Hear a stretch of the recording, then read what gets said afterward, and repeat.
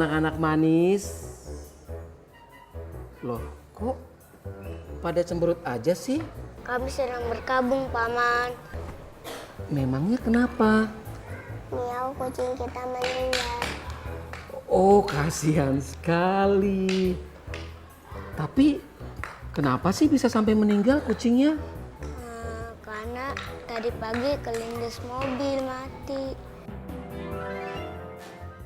Kami sudah mandikan dan kami sudah kubur.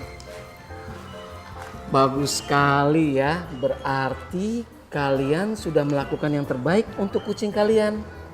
Nah, kalau begitu sekarang kalian jangan sedih lagi. Nih, Paman punya satu lagu untuk kalian. Mau denger? Oke.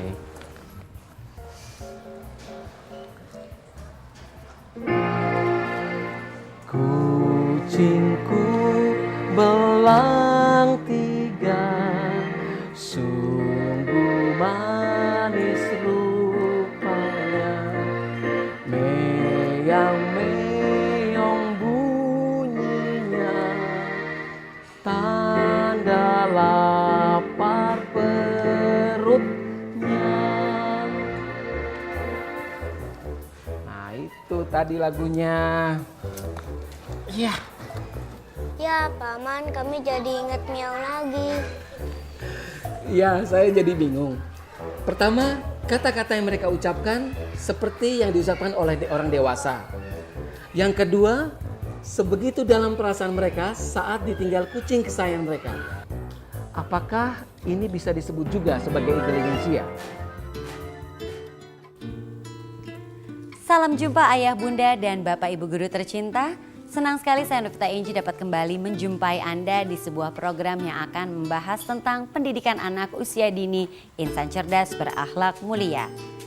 Intelijensi adalah sebuah kata yang sering digunakan yang berkaitan dengan kemampuan seseorang untuk beradaptasi maupun memecahkan masalah. Kalau tadi Paman Atu bingung dengan pengalamannya menggunakan kata intelijensia, maka nanti kita akan berbincang-bincang dengan seorang pakar yang akan membahas mengenai ini. Jadi jangan kemana-mana, tetaplah di Insan Cerdas Berakhlak Mulia.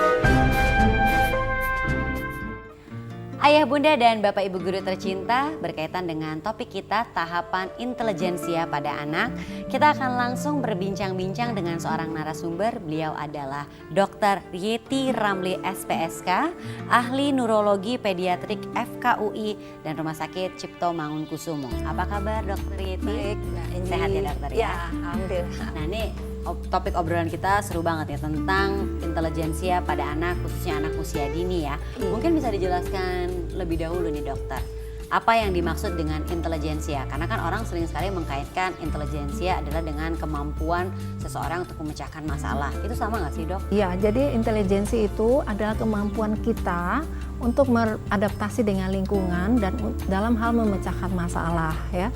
Jadi seorang anak misalnya dia sudah mulai mengerti bagaimana misalnya pada usia 6 bulan kalau mainannya kita sembunyikan, dia sudah mulai berusaha mencari di mana ini mainannya yang kita sembunyikan. Jadi dia sudah bisa memecahkan masalah kehilangan mainannya itu ya. Ternyata intelijensia ini tidak selalu berkaitan dengan yang kognitif ya dokter ya? Sebenarnya ada hubungannya, tapi kalau nanti intelijensi ini semakin berkembang dengan baik ya, nanti tingkat kognitifnya juga akan semakin bertambah kemampuannya. Gitu. Tapi tentunya otak ini tetap memiliki peranan paling penting ya dalam hal perkembangan intelijensi seorang anak ya. Iya, ya. Jadi kita tahu bahwa otak kita itu dia mengatur segala-galanya ya, mulai dari pikiran kita, mulai dari perasaan kita, gerakan tubuh kita ya, kemudian input-input yang datang dari luar diolah ya, itu semuanya ada di otak. Jadi intelijensi ini erat sekali hubungannya dengan fungsi otak. Baik, ya. Nah, sejak kapan seorang anak ini mesti diasah kemampuan intelijensianya ini? Iya, jadi pertama dari mulai sejak dia bayi, ya. Jadi intelijensi sensorik dulu itu yang kita lihat ya. Bagaimana seorang anak sudah bisa mengenal bau ibunya, ya. Kemudian dia juga sudah mulai mengenal suara ibunya. Jadi kalau dia menangis, begitu dengar suara ibunya dia langsung diam, langsung nyaman gitu ya. Kemudian dia juga sudah mulai bisa melihat ya, oh ini ibunya yang datang, ini orang lain ya. Nah, kadang-kadang kita juga kalau kita kasih mainan, dia juga sudah mulai bisa melihat mainan yang kita lewatkan di depan matanya ya. Misalnya pada bayi umur 1-2 bulan, itu kalau kita lewatkan mainan di depan matanya, dia sudah mulai berusaha untuk melihat. Ya, Nah, gitu. merespon mungkin Iya, seperti merespon, itu ya. iya. Ada kronologisnya berarti ya, sesuai dengan perkembangan usia betul. ya. Betul Mbak Inji ya. Jadi perkembangan dari mulai seorang bayi lahir itu ya tentu dia rangsangan sensorik dulu. Bagaimana dia mengisap puting susu ibunya Iya, iya. Itu sudah rangsangan sensorik ya. Dia sudah mulai mengenal. Makanya anak-anak yang ada masalah dengan otaknya kadang-kadang dia susah untuk mengisap itu karena dia sudah rangsangan sensorik yang ada di bibirnya itu dirasakan bukan seperti untuk mengisap gitu. Jadi kemampuan refleks dia untuk mengisap kurang ya. Nah, itu jadi kemampuan intelijensi sensorik dia ya dalam mengisap Ya, begitu. lalu? Ya. Kemudian dia juga dalam misalnya beradaptasi ya dengan lingkungan. Kalau misalnya dengar suara yang kaget, ya lagi nyusu, tiba-tiba dia berhenti Ya. nyusu. Karena apa? Suaranya, sensorik dari pendengarannya. Dia tahu, wah ini suara yang nggak biasa yang dia dengar gitu. Dan Ya, dan seterusnya kalau dia nanti sudah mulai bertambah usianya, dia juga mulai belajar miring, tengkurap. Oke. Nah, itu intelijensi praksis itu, kemampuan dia untuk melakukan gerakan-gerakan yang nanti berurutan dan sequencing begitu. Oke, Ya. baik. Dokter, nanti kita lanjutin lagi obrolan kita. Sekarang kita akan istirahat dulu sejenak pemirsa. Tapi jangan kemana-mana, kita akan kembali lagi dengan topik tahapan intelijensia pada anak. Jadi jangan kemana-mana.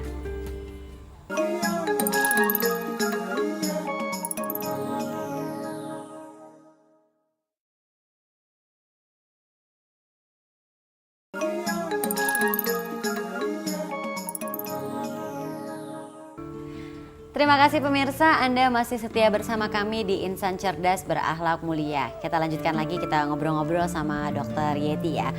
Silakan dokter, dilanjutkan. Tadi kan ada beberapa kronologis atau tahapan perkembangan intelijensia pada anak. Iya. Lalu apa lagi nih dok? Iya, jadi kita tahu intelijensi pada kita bisa membaginya ada beberapa tahap. Misalnya yang pertama itu intelijensi sensorik, yang kedua kemudian intelijensi praksis, dan yang terakhir itu intelijensi representatif yang beranjak hubungannya dengan kognitif anak nantinya ya.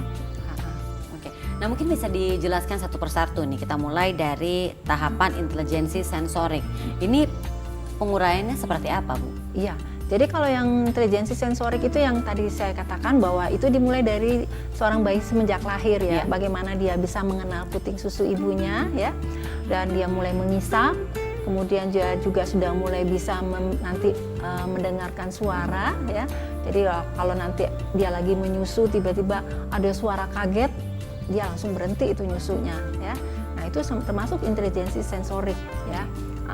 Kemudian nanti kemampuan dia untuk bisa membedakan ini warna, membedakan bau-bauan ya, membedakan ini suara yang lembut, ini yang kasar ya. Kemudian juga nanti terkait juga dengan sensorik dari raba ya. Jadi dia bisa meraba, wah ini nggak enak nih, Ya, kasar nih kasar gitu ya. Terus dokter, penjelasan untuk tahapan intelijensia praksis seperti apa dok? Ya, jadi yang praksis itu mulai dia memasukkan mainan. Kalau yang sudah makin pinter ya, anaknya masukin mainan ke dalam botol yang kecil-kecil gitu ya. Nah itu kemampuan dari praksis seorang anak itu. Kemudian nanti kalau dia sudah makin bertambah umurnya, dia sudah bisa mengendarai sepeda roda 3. Tapi jangan sepeda motor ya Ibu ya? Ya enggak dong Mbak Eji. Tapi nanti kalau dia remaja ya mengendarai sepeda motor. Jadi dari sepeda roda 3 lalu mungkin nanti beranjak lagi Sepeda roda 2. itu kan keseimbangannya sudah mulai ada. Lalu Iya, karena praksis ini juga terkait dengan kemampuan motoriknya dia dan juga kemampuan dari keseimbangan. Jadi vestibuler. Jadi di otak itu ada namanya vestibuler, kemudian ada otak kecil, cerebellum. Itu dia terkait erat dengan hubungan kegiatan dari praksis ini, ya. Nah, intelijensia praksis ini berkembang di saat usia berapa nih, dokter? Sebenarnya intelijensi praksis itu mulai dia belajar melakukan gerakan miring, tengkurap itu sudah mulai itu. Ya. Nanti makin berkembang sehingga dia mulai belajar duduk, yang tadinya goyang-goyang ya. Nah, akhirnya nanti sudah bisa duduknya tegap ya, seperti Mbak Inji kayak saat ini. Ya. Nah, itu praksisnya hebat sekali. Nah, kemudian nanti sampai dia sudah bisa melakukan gerakan-gerakan yang rumit seperti atletik itu. Nah, itu intelijensi praksis itu. Bisa berguling-guling di udara begitu. Kemampuannya jadi semakin Iya, bertambah dan semakin tinggi ya, tingkat Iya. kesukarannya juga Betul, ya. iya. Jadi sampai gerakan-gerakan yang rumit dia akan bisa melakukan. Oke, baik. Dokter, nanti kita lanjutkan lagi obrolannya. Tapi sekarang ini pemirsa, saya ingin mengajak Anda untuk menyaksikan sebuah tayangan mengenai intelijensia anak. Sejak tahun pertama dari usia anak, fungsi intelijensia sudah mulai tampak dalam tingkah lakunya, umpamanya dalam tingkah laku motorik dan berbicara. Secara bertahap, kita dapat mengamati perkembangan intelijensia anak dengan memperhatikan tabel target perkembangannya. Usia 0-1 bulan, letakkan tangan di samping pipi atau dekat bibir. Letakkan benda di depan anak pada jarak pandang anak sekitar 20 hingga 30 cm. Tidurkan anak terlentang. Untuk anak usia 1 bulan, tengkurapkan anak di atas tempat tidur. Untuk anak usia 2 bulan, letakkan benda di samping anak. Untuk usia 3 bulan, lihat mata anak pada waktu ibu menyusui. Kemudian, tengkurapkanlah. Ketika anak telah menginjak usia 4 bulan, tengkurapkan. Perhatikan anak usia 5 bulan saat merangkak. Usia anak 6 bulan, dudukkanlah. Pada usia 7 hingga 8 bulan, perhatikan anak saat mengguling. Pada usia anak mencapai 9 bulan, perhatikan apakah anak dapat meraih suatu benda dan memegangnya dalam masing-masing tangan. Di usia 11 bulan, apakah anak sudah dapat memindahkan benda dari satu tangan ke tangan lainnya? Saat anak berusia 2 tahun, apakah anak dapat berjalan mundur? Apakah anak sering memasukkan benda ke dalam mulut? Apakah anak dapat menggunakan sendok atau minum dari gelas? Demikian tadi pemirsa tayangan mengenai perkembangan intelijensia anak. Nanti kita masih punya satu tahapan lagi yang akan kita bahas. Jadi pemirsa, pastikan Anda tetap bersama kami di Insan Cerdas Berakhlak Mulia.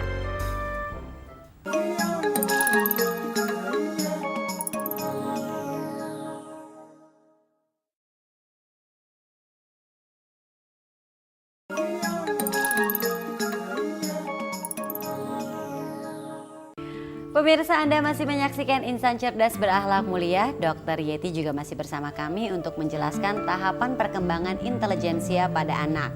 2 tahapan sudah dijelaskan dan sekarang kita masuk ke tahapan yang ketiga. Silakan dokter. Iya. Jadi intelijensi yang berikutnya yaitu mengenai representatif. Di sini bagaimana kemampuan seorang anak untuk bisa melakukan komunikasi ya. Jadi dia berinteraksi dengan orang lain lewat kemampuan dia berkomunikasi, baik itu bahasa verbal maupun bahasa nonverbal, gitu ya. Jadi ini banyak kaitannya dengan kemampuan dia untuk melakukan interaksi lewat komunikasi. Jadi di tahapan ini adalah lebih pada kemampuan berbahasanya ya? Iya, jadi kalau seorang anak itu misalnya dia ingin mengungkapkan sesuatu, misalnya lewat postur tubuhnya saja, misalnya, ya, jadi hanya body language ya. Tapi kalau nanti dia semakin bertambah usianya, dia sudah bisa mengungkapkan, misalnya saya nggak nyaman, saya merasa nggak enak, begitu ya. Itu sudah bisa dia mengungkapkan gitu. Kalau mungkin di awal-awal hanya menangis kan, bayi hanya nggak nyaman menangis. Nah, nanti dia makin berkembang, dia bisa mengatakan ini nggak enak. Iya, gitu. iya. Bu, sekarang ini saya ingin mengajak dokter untuk melihat pertanyaan yang sudah disiapkan oleh seorang pemirsa kita. Ini dia.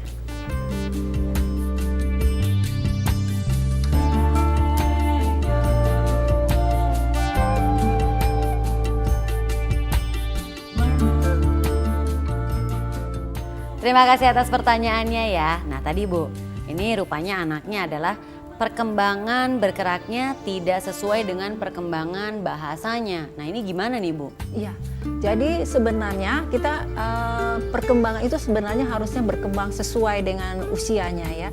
Jadi perkembangan bicara juga berkembang, kemampuan untuk bergerak juga berkembang ya. Jadi kalau seorang anak dia sudah bisa lari-lari 2 tahun tapi belum bisa bicara, artinya ada keterlambatan di kemampuan untuk dia berbahasa ya, untuk berbicara, berkomunikasi.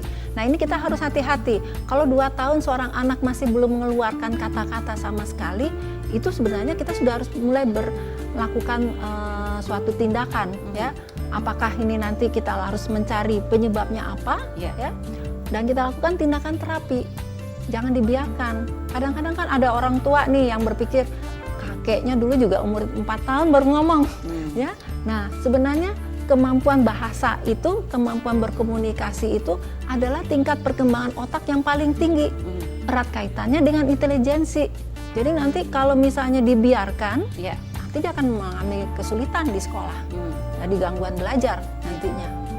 Dokter, kenapa sih perkembangan intelijensia seorang anak dengan yang lainnya berbeda? Tadi kan sudah diutarakan juga sama dokter. Apa yang menjadi penyebab adanya perbedaan ini? Jadi yang mempengaruhi intelijensi itu banyak sekali Mbak Enji ya. Pertama faktor genetik memang ya. Kalau ada seorang anak dengan kelainan genetik ya, apalagi yang merusak otak, tentu dia akan mengalami gangguan ya. Kemudian juga faktor gizi, nutrisi ya. Anak yang kurang gizi tentu perkembangan otaknya tidak bagus dibandingkan anak yang gizinya cukup ya.